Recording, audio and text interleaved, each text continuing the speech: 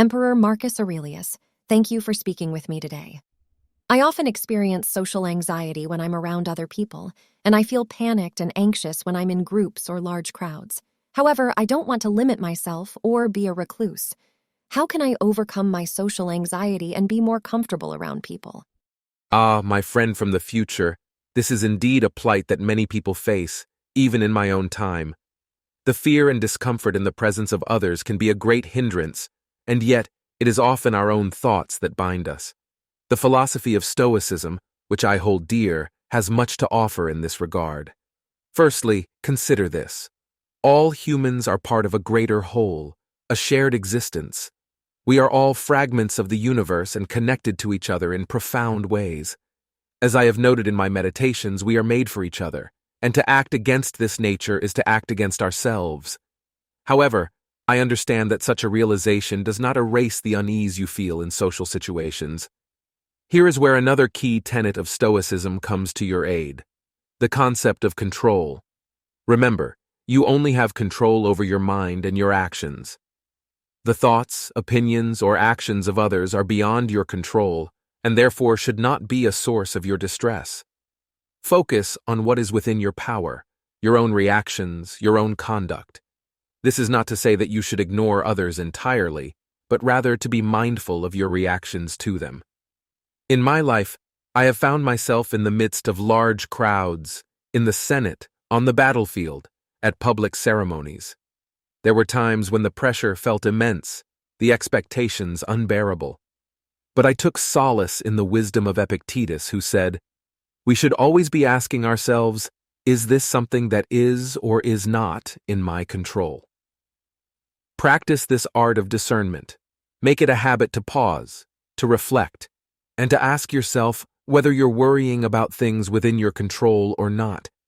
It's a practice that requires effort and patience, but it can cultivate a sense of tranquility, allowing you to engage with people more freely. Finally, remember to be gentle with yourself. Do not expect to overcome these feelings overnight.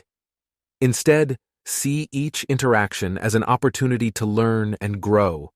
Let each moment of discomfort be a teacher, guiding you towards equanimity and peace. From what I've learned about you, there are many social duties you have as emperor that you would rather not take part in, like going to banquets, attending games, and entertaining foreign dignitaries.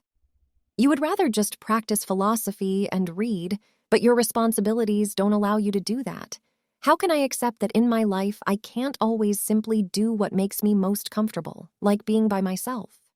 Indeed, as emperor, there have been countless instances where my duties and responsibilities called upon me to be part of ceremonies and gatherings that I would rather have avoided.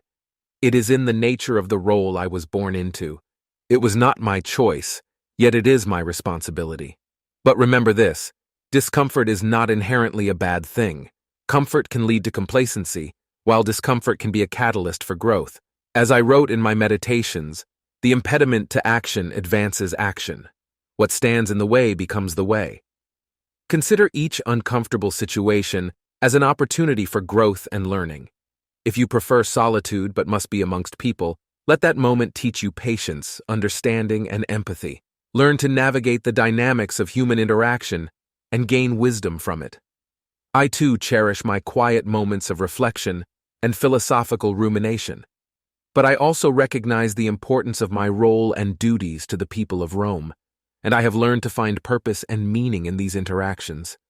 Each conversation, each banquet, each meeting with a foreign dignitary, all of these present opportunities to learn, to influence, and to enact positive change.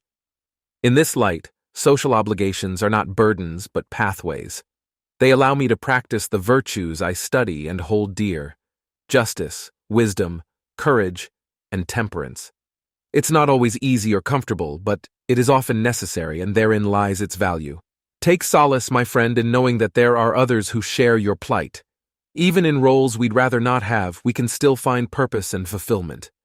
Perhaps it is not about avoiding discomfort, but about finding meaning within it. As Epictetus advised, don't seek for everything to happen as you wish it would, but rather wish that everything happens as it actually will. Then your life will flow well.